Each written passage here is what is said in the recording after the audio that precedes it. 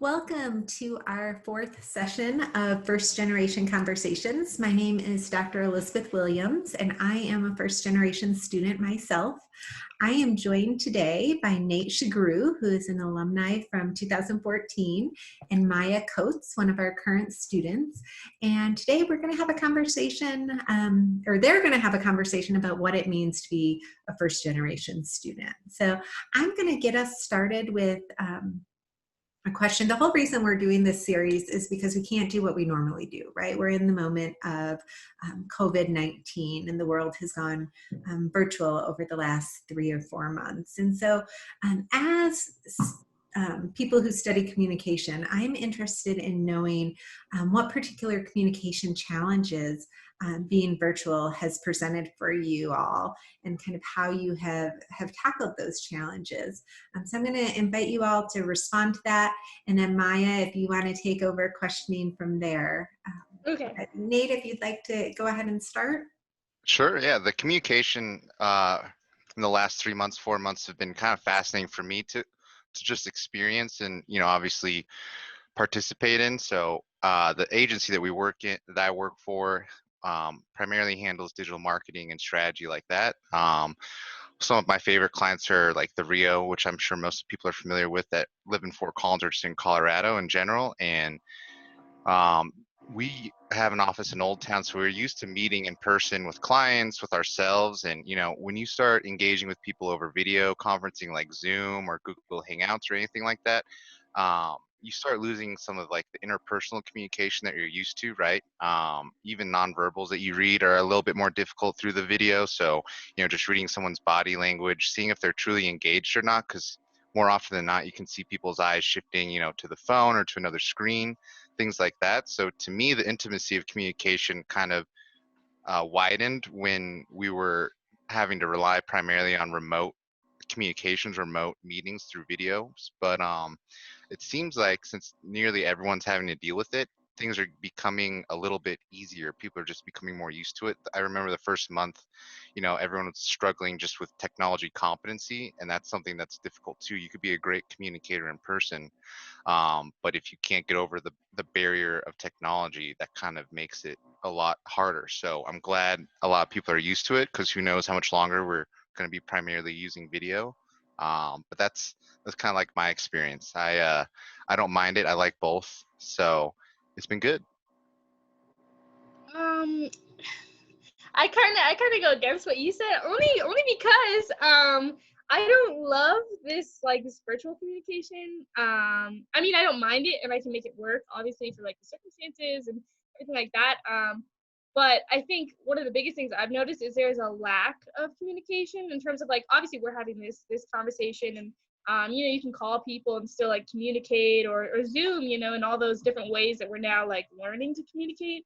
But I think I'm realizing there's such a huge value in the in-person communication that like I almost took for granted all this time, like being able to just go talk to somebody or like go hang out somewhere and it's not like a weird thing versus now like we're wearing masks and everywhere I go, like, people are avoiding me even though I know I know why they're avoiding me. It's just I don't know, it's something that definitely is taking still time to get used to in terms of, and then like classes are going to come up and some are going to be online, some are going to be, in person, and just thinking about like how much the world is going to change after this is, yeah, it's a little scary, but it'll be okay. But yeah, I think that's my answer to that question.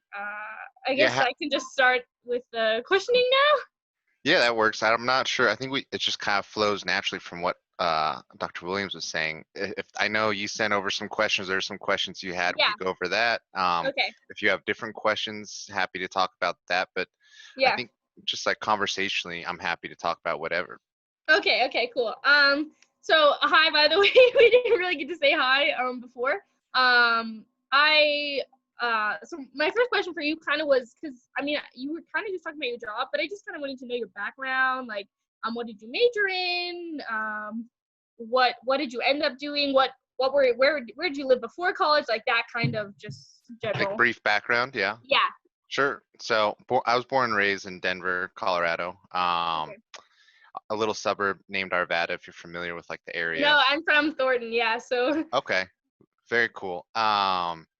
So yeah, you know that general area. yeah. Grew up there, and my mom was adopted from South Korea in the 70s by my grandparents, Oh and wow. so she, grew up in Arvada as well, and then she went a different path. She wanted to go to cosmetology school.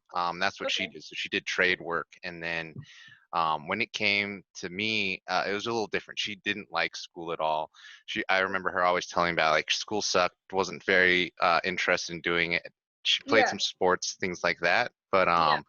my high school experience was a little different. I really liked being involved.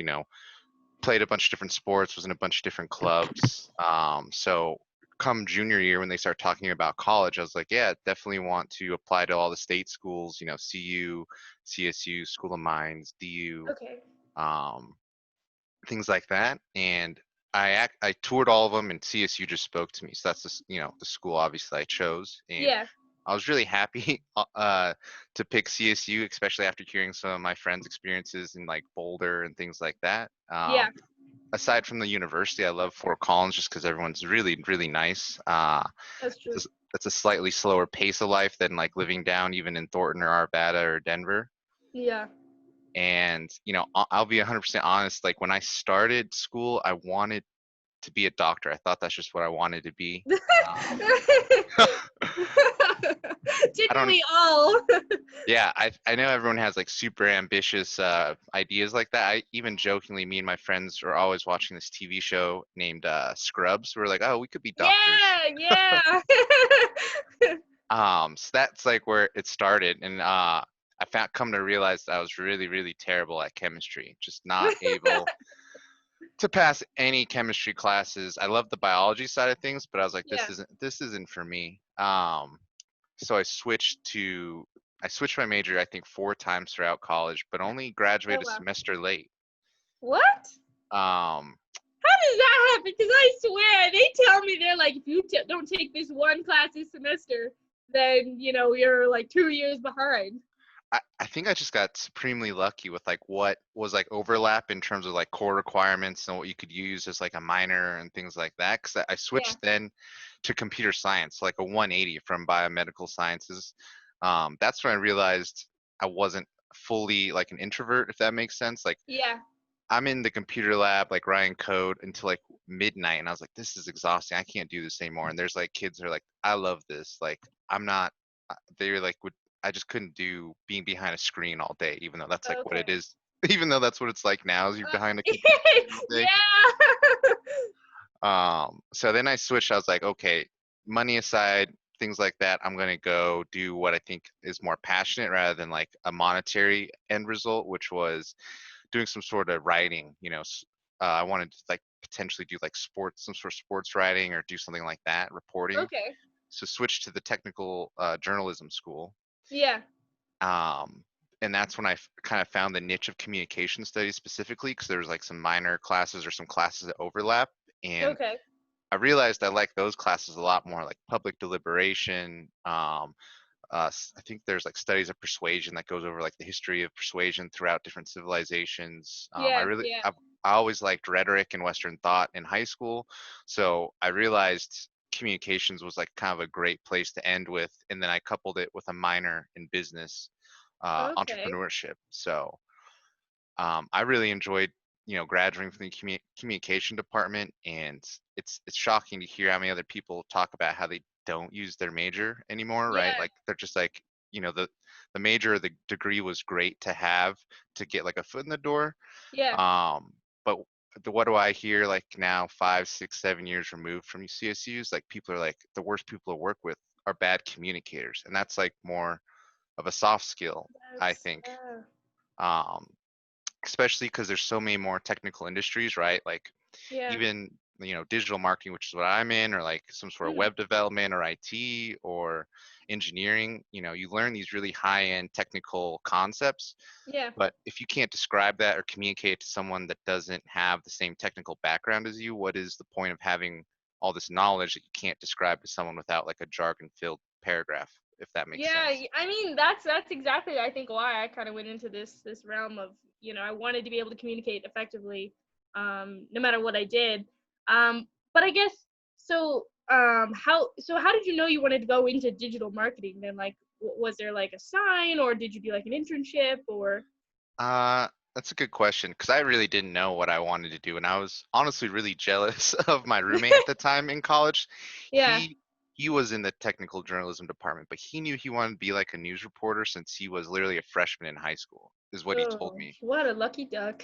Right? Like he tailored even his high school courses to like what he does now. He's like a Channel Ugh. 4 news reporter now, which is great. I mean that's exciting.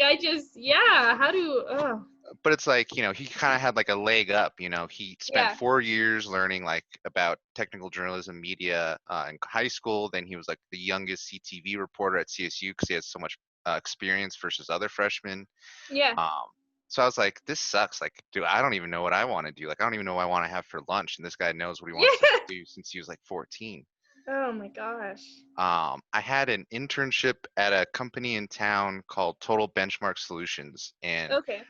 such a vague name. Like I have no idea what they did. Like, did they build Yeah. benches? Like, what was it? Some sort of data company? Yeah. Um, they aggregated like thousands of rows and columns of data that they would grab from like a hospital or a healthcare Oh system wow. and Yeah. try and figure out how could they be more efficient. So like they're doing anything from reading like staff charge or staff nurse charts to figure out Oh. what's the most efficient scheduling system. That way, our nurses are getting the most time off while also not losing efficiency when they're swapping out their different routines and things like that. So Yeah. that was the first marketing related internship I had, and I kind of got to see what the business actually did, and then Yeah. how can you communicate that to their potential buyers? Because it was super sophisticated. To this day, I still don't exactly know what they I did. was gonna say, as you're explaining it, I'm like, I would have to see that to truly like even start to understand. But yeah. But I really enjoyed that distilling factor of like, this is a super complicated thing. You need to like learn and grasp it and then be able to communicate to someone who doesn't know anything about it or someone that only wants a couple things. Like they don't care about how sophisticated the data is. They just care how much money is this going to save my business or, Yeah. what is the business value of this? Not just like, oh, I can show you really cool data, but why would I spend $10,000 on this report? Um, Yeah.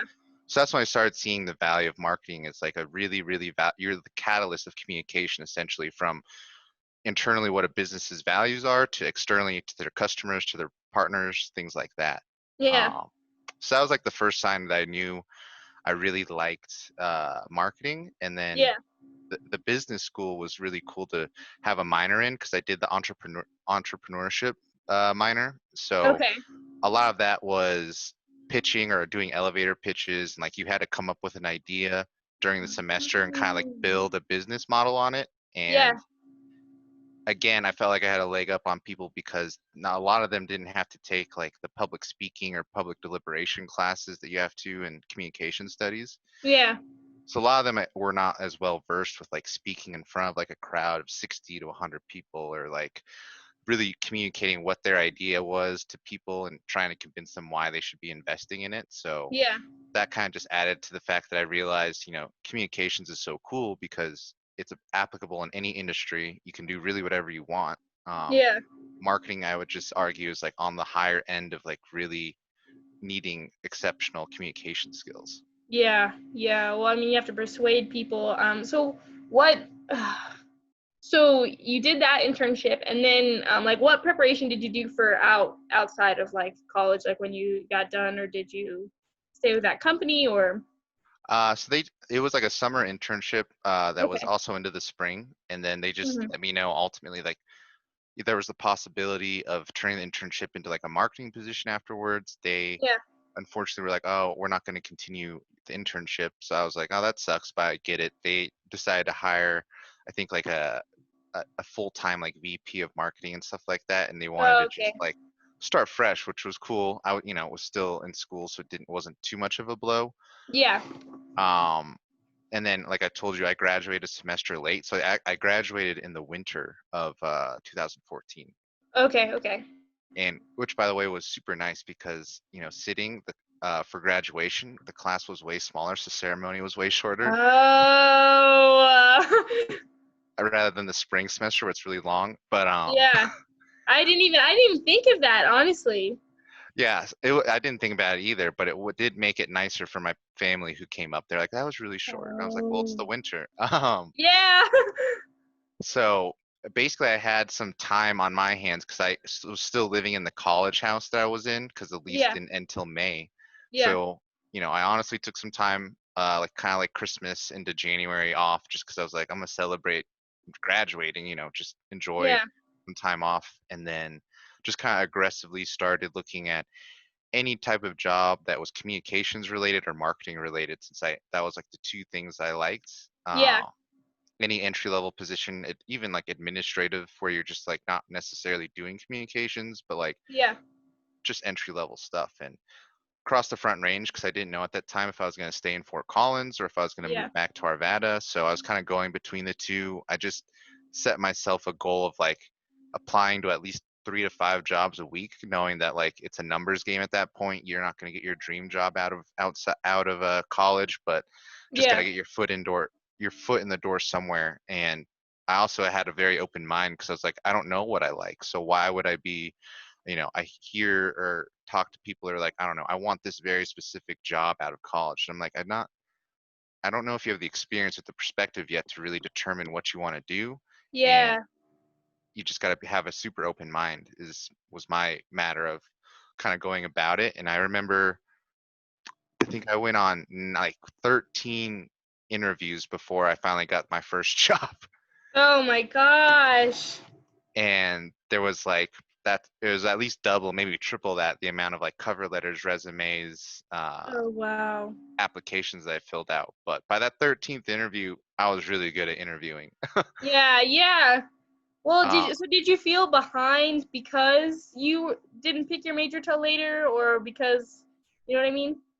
I mean, I kind of, I don't know, tried to find the silver lining or tried, almost wrapping that into my story or my narrative of like what I would tell people. Because, Yeah. when you're coming straight out of college, they mostly want to kind of see what your personality is, see if you're going to fit within the team or the company, and then Yeah.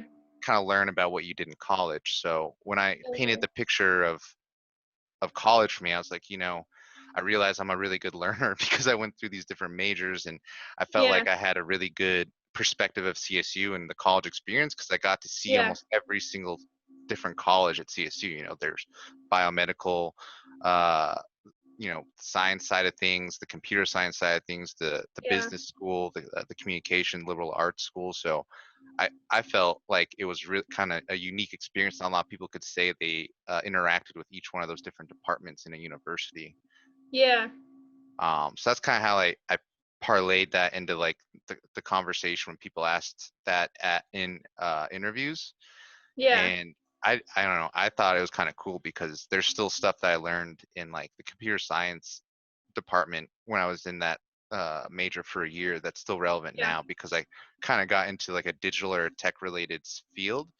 And it was nice to just have some of that background because then it made it easier to learn some of those concepts later down the road. Okay. Okay. Well, and so throughout all of this, like through you changing your majors, like how was your family involved, or were they, or like, did they even know really what was going on, or? Yeah, I was always talking to my mom throughout school. Yeah. Because I was super stressed out, especially when I was in the CS department. Because I was just like, Mom, I don't know. This is like the worst experience of my life. Like, it was the first time I ever got like a D. Was like trying to Oh, do yeah. some of these coding projects.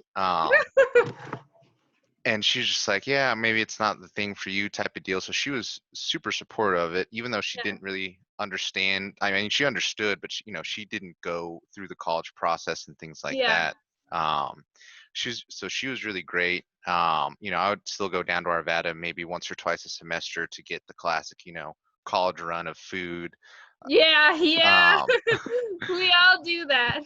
so I definitely talked to my mom a lot, and I'll at least share one super funny story. Sophomore year, I lived in Rams Village, if you're familiar, right? Just Yeah. like Yeah. Yeah. they call it the sophomore dorms, right? Yeah. Yeah. And she was like, "Oh yeah, just I'll send you, like a check to help, for rent or whatever." And Yeah. I was gonna send her like a letter back just saying thanks. Obviously you could text her, tell your mom like thank you, but I figured it'd be cool to send her a card. Yeah. And I had never sent mail before. I didn't put postage on it. Oh. So I like call my mom like a week or two later. I'm like, "Did you ever get that card I sent you?" She's like, "No, what are you talking about?" And I like go to the mailbox to see it's still in there, and like the post lady just like wrote something that's like, "You need a stamp," and I was like, "Oh, oh." So that's just like the growing pains of being 18 years old, Yeah. trying to use the U.S. Postal Service. Uh, Yeah. so I don't know. I had a good relationship with my mom, and then my grandpa lived in Johnstown, which is fairly close to Fort Yeah. Collins. Yeah. So he would come up and buy me lunch, or we'd go get food, and he'd ask me how school's doing. So I feel like I had a good support system going through all those changes, because there was definitely a point where I was like, I may never graduate, or I'll graduate with like 5 degrees and then really not know what to do. Yeah. Well, and I think it's hard because like family, like my family didn't go to obviously college either. It always makes you like question like, am I doing this right, or is everything? Am I gonna use this Right. major? Like that is my question every day. Like, am I even gonna use this? And so I think it's hard, but I mean it's good. You have to have the family support to be, especially as a first generation. Like I feel like you just have to. If you don't have that, you can't. Um, Okay, so questions here. So what are your plans from here on? Like, are you ever gonna consider getting, or did you? I didn't even ask. Did you get a master's degree, or were you ever considering it, or why didn't you consider it? I thought about it briefly, because a bigger or there's just a lot more job requirements when I started looking at like higher level positions that are Mhm. like either required or highly preferred masters. Okay. Um, so I've looked at like getting MBAs from CSU, from their online Okay. programs, things like that. Um, Yeah. what shifted it for me is not saying that higher education isn't important, because No. No. do really highly value it, but Yeah. for me, the first company I started working for after CSU was founded by three individuals, and we did like IT outsourcing. So like, Yeah. if a company needs like outsourced IT help, digital marketing, web development, and mobile app development, Yeah. and the digital marketing department did all of the marketing, paid advertising online for UC Health for like almost 6 years, Oh wow. which was like a huge contract. UC Health's the biggest health network in the Yeah. state. Yeah. We even built their newest website like 4 or 5 years ago, and that was like the biggest project I'd ever been on. Oh wow. Ultimately, the three business owners just kind of disagreed on where the company should go, and Yeah. one of them split off, and he kind of came to me at that time. I had kind of like over the past couple of years risen from just being like the marketing assistant to like the business development manager for their Fort Collins office, which was cool. Yeah. And he asked me if I wanted to come with, because he was buying out his department, the digital marketing and the web development departments. Oh wow. And that's how we started Brility like three and a half years ago. So Yeah. starting a business, I would kind of argue, just didn't have, the masters kind of went down in terms of the priority list, because Yeah. starting the business, learning about it, doing all these different things and focusing all of my time on that Yeah. was too much to then be like, well, I'm going to start a business and get a master's degree. Yeah. I mean, just a little bit too much. Something would have surely suffered. I would have failed at one of them, or maybe even Yeah. both. Yeah. Um, I think one day in my life I may get a master's. You Mhm. always see like these older people are just like, oh, I took 1 or 2 classes a semester and got Yeah. like a master's. I could see myself doing that. Maybe Yeah. not like the crazy like 18 credits a semester and do it in like 1.5 years. That would be probably Yeah. too much. Yeah. Yeah. No, I mean everybody I know that does that, they're just in school like all the time, which is fine. I mean it works for them, but it just makes you question like that's something that's doable. Okay, so you're not going, or you might later go for a master's, and Realty is your company now, right? Yep. So just Okay. help co-start that, like, so that was really a cool experience. Okay. you learn so much about business outside of, I would argue even if you get a major in that, Yeah. you just have to kind of be part of it. Like, how do you learn about how setting up like an LLC or doing all these different operations documents, financial Yeah. spreadsheets? You learn the Yeah. concepts in school, but just like being part of it, was a much different learning experience than just reading about it. Because Yeah. then it's your money or your reputation.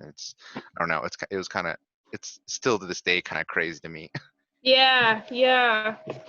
Well, and so if you wouldn't have went to college, how do you think your life would have changed now? That's an interesting question. I'm not sure. I imagine I'd still be living in Arvada, probably not in Fort Collins.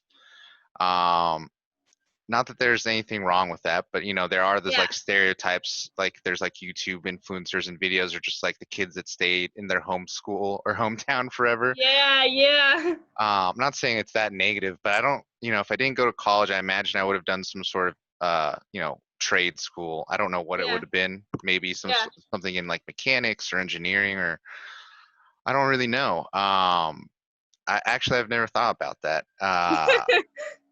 Probably, I don't know, maybe tried committing to some level of sports or something like that. I Yeah. remember I played basketball throughout middle school and high school, and my Yeah. coach was like, "Do you want to come back this summer and help coach like the JV team?" That was like something he said my Okay. senior year. So like maybe I would have done that. Maybe Yeah. I'd maybe I'd be like a basketball coach for my old high school or something like Yeah. that. I'm not really sure, but I would say, I'm super happy with how it turned out going to school. I'm very happy I committed to doing that, even though Yeah. still paying back, some student loan debt. But Yeah. that's the nature Yeah. of the beast. Yeah. um, Okay. yeah. So I don't. Yeah, that's a It's good a hard question. question, I know, but it makes you really think of like how your life could have been different, you know? Oh yeah, totally. Well, and so what do you think is one of the biggest benefits for you from going to college? I I would say outside of just the education itself was Yeah. just learning how to be independent or autonomous. Yeah. There was the small growing pains of like learning how to do your own laundry in the Yeah. dorms, and like feeding yourself, and just grooming yourself. Like, I don't know, Yeah. like going to the doctor, going to the dentist, because you're just used when you're like 18 years old, you're used to all those things being scheduled for yourself, and then like Yeah. you're like, oh well, I didn't schedule it and I didn't go to a doctor for a year, so I guess that's fine. No, it's Yeah. Yeah, I think I got like the flu, not sure who do I call. Exactly. Yeah. So that, like, just in life, being independent, learning how to write a check, learning how to pay bills on time so you don't have to pay late fees, learning how to Yeah. set up bank accounts, credit cards, what's a credit score, all that, like, Oh kind of yeah. auxiliary or supplementary stuff you learn by being in school, being away from your family was, Yeah. super valuable. And then just learning kind of like, you know, what was my actual interest versus what were like just interests that like my family or my parents were trying to like push on me. Not push, but like, you know, Yeah. you grow up and there's certain values or subjects or things that your parents want to focus on. When you kind of Yeah. remove yourself from that, you realize if you agree or you don't agree, um, and what are your own opinions. So like you kind of Yeah. just become, not only independent on what you've learned, but like your mindset and your perspective on life. Because Yeah. I learned just like, I agree with my mom with a lot of things, but there's obviously can't agree with it on everything. And that started Yeah. becoming more apparent when I was away from them at school. Yeah. Well, I think that's one of the biggest things that I experienced too, is going home and then having to like challenge your not challenge, but your parents' ideals, because you go to school and you learn one thing and you come home and suddenly like everything is different, you know? Oh yeah, because you're essentially like gathering more lenses, more perspectives. Not saying like Yeah. parents are narrow-minded, but Not that at all, but you get yeah. you're exposed to 20, 30,000 different people. I never really traveled outside of Denver a lot growing up, and meeting kids from out of state and just realizing, wow, Yeah. this kid is from Wyoming or Nebraska, but they seem 100% different. Or, oh, this, Yeah. my roommate in freshman year was from Highlands Ranch. I'd never really talked to anyone from Highlands Ranch. So just even Yeah. seeing the regional discrepancies of personalities was fascinating. Yeah, no kidding. I'm sorry. I know you're back. Sorry. No, you're good. You're good. I don't want to interrupt you all, but I do want to give Nate a chance to ask some questions if he has any. So I just wanted to kind of transition us to that point of the conversation. Okay, cool. Okay. Yeah. Yeah. Are you ready now to answer some questions? Oh yeah, so ready. Okay, so I'll start with some of the ones that you kind of like asked me, like, how did you pick CSU? Was it your first option? Did you know you always wanted to go to school? So I went through a very different path, sort of. So one thing you should know about me is I was a track and field athlete at in high school, right? And so I signed on to CSU, and that's how I Oh, kind of ended up here. Like I totally different route. I traveled all over the country and was gonna go to all these different schools, and then my mom kind of guilt tripped me and was like, but I'm gonna miss you. And I was like, okay, see you. And that's kind of how I ended up here. And she's obviously not far away or anything like that, but that was kind of how I ended up like making the decision of I want to be close to my family, but I also, wanted to like kind of grow my independence. And so that's kind of how I ended up here. And then background wise, so I'm a double major, journalism and communications. And I didn't pick until my second year, but that was more so because I had no idea what I was doing. I was dealing with athletics and dealing with school, and I had no idea. My coach was the one who was like, hey, maybe you should do journalism because you like to talk. And I was like, okay. And then I took a public speaking class, which everybody hates in communications, but I really liked it. Okay. And that's kind of when I was like, oh, I'm gonna do a double major, and then here I am now. what was your event in track and field? So I ran the 400 was my best one, but I also ran the 100, the 200, so I was a sprinter. Oh man, those are the worst ones. Yeah, The yeah, 400, what do they call it? Like the man makers or something like that. I remember running track and yeah, field one year and I was like, never again. yeah. It was, yeah. It's a good time. Really enjoyed it. Do you think, I always think that like sports are helpful in life because they teach you a lot of values. Do you think, being a collegiate athlete or being an athlete, did that help like your discipline? Just like approach to like school and things like that?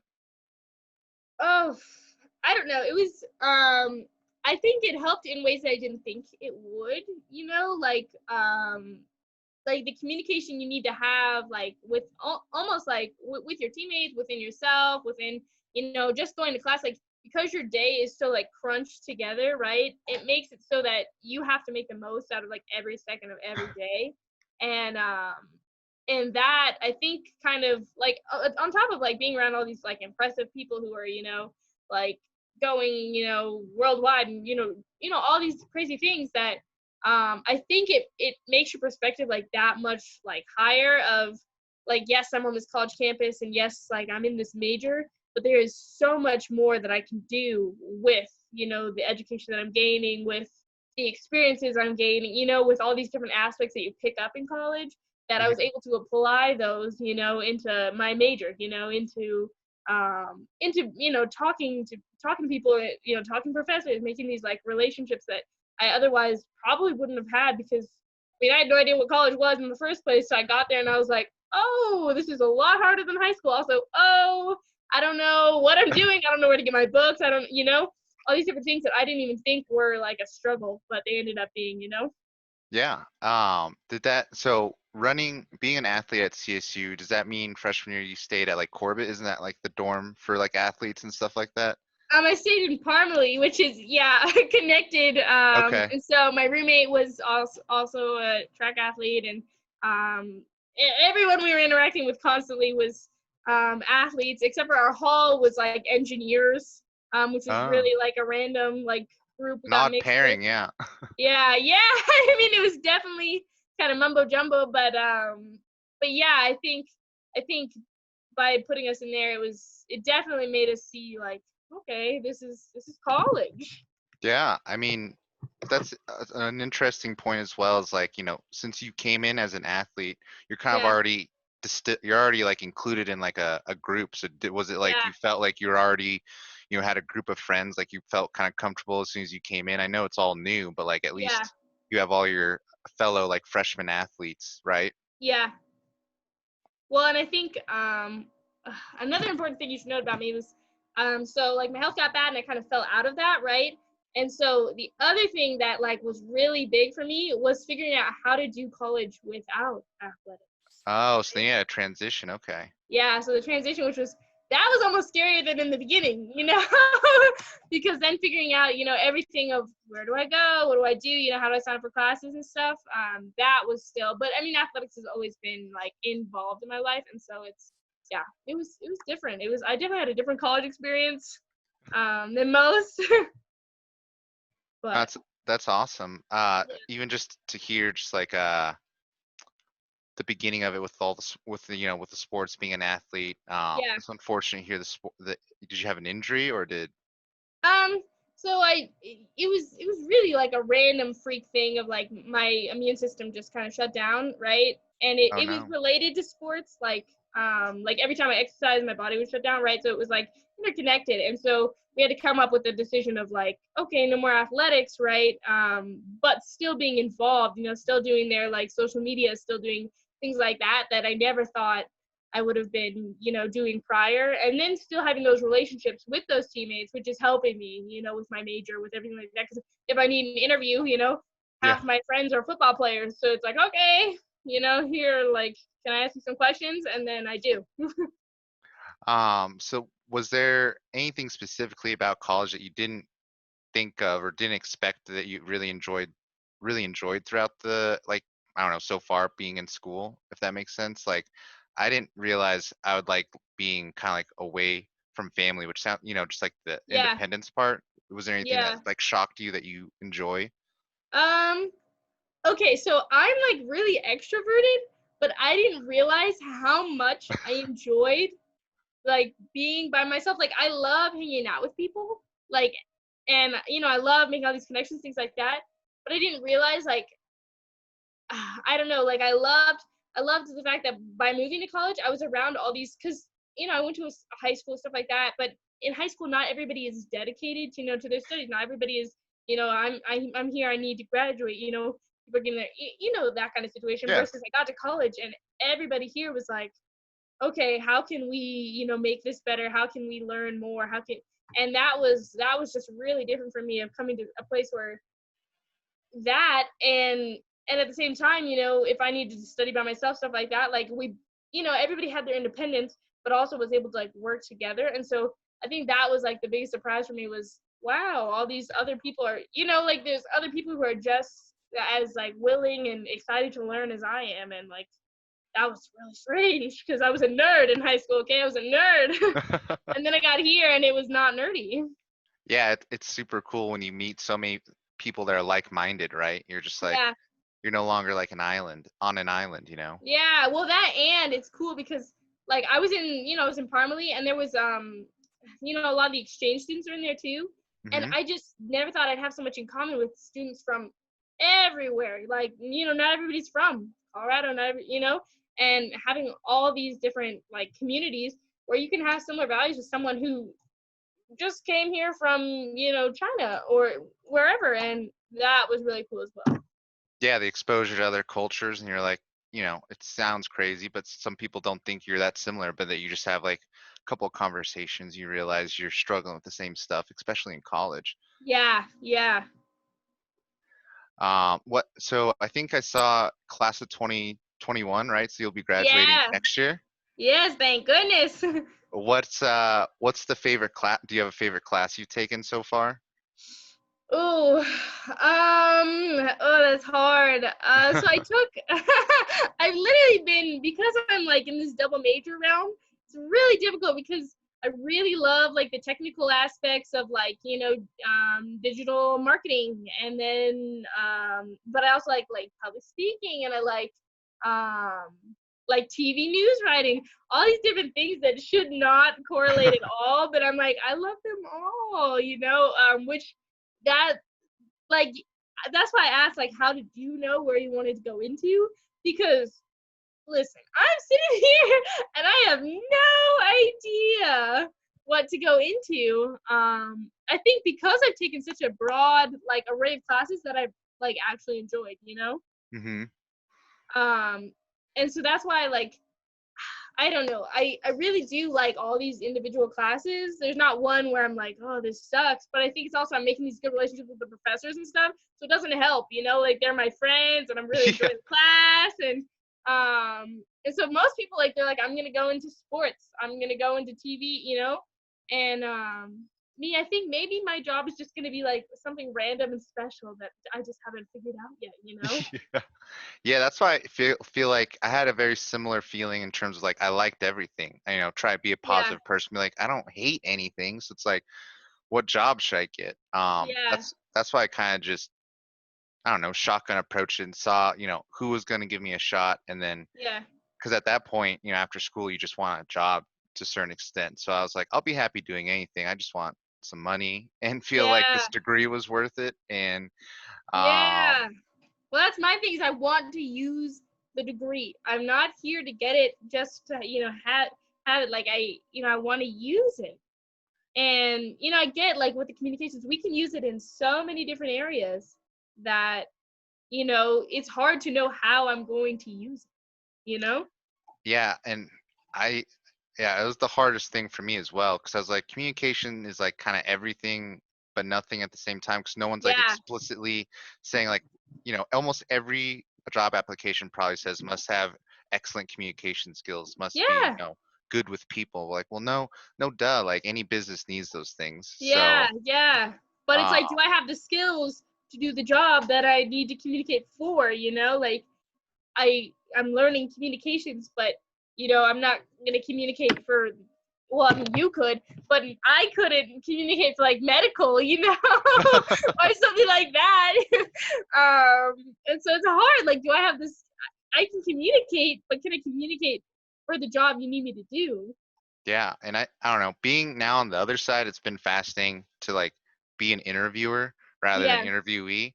yeah, um, and hear like what people think about or what people talk about after an interview, yeah, um, in my opinion, or just from what I've experienced, hiring actual people and hiring volunteers, because I've done some nonprofit stuff too, yeah, is, if you've gone to the interview process, you've already checked off all of like, do they have like the skills, whether they be hard or soft, then it's kind of like, yeah, it's a personality check. Like, I'm going to interview you and see, could I see her interacting with the whole team? Are they going to like her style? Are they going to like her personality? yeah, Because in my mind, like a lot of people are exceptional learners. Like there's so much information out there. People can teach themselves how to develop if they want on the internet. You can learn yeah, basically anything you want now. yeah, So it's more, so it's like more of a test of like, can you get along with this person for 40 hours a week? And do you think yeah, they have the ability, are they going to be mentally nimble enough to learn new skills, or are they going to be, are they going to have the perspective to be very positive, where they're like, oh, I can't do this, versus, oh, I'm going to learn how to do this. So yeah. Well, so do you think it's just as important that the person fits into the team as it is that they like can do the job? I, Or I do you think that think one is more important than the other?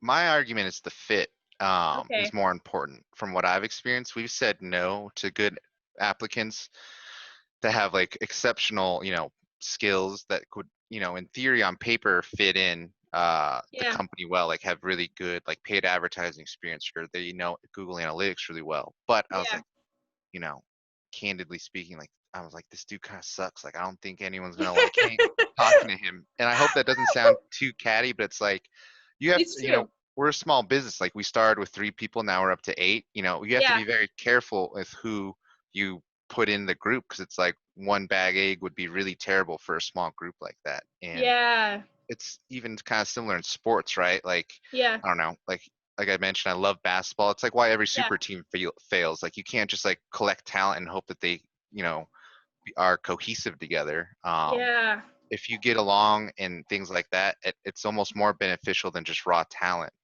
Yeah. And if someone has at least the ambition or willingness to continue to learn and improve Yeah. themselves, that's what you're investing in. You're not, because like skills come and go. Like if you have someone that wants to be growing always, Yeah. uh, that's way more valuable because those skills can be taught, versus someone that's like really technically savvy and just thinks they already Yeah. know everything. That's not that Yeah. helpful. I didn't even think of that.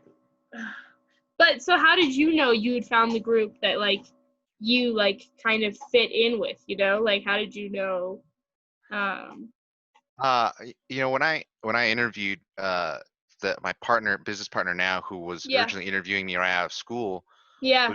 was I just told him straight up, like, this is the perspective I had since college, was like, I don't ever want to work for like a huge company, like a Yeah. Fortune 500 or like nothing that big. I Yeah. don't.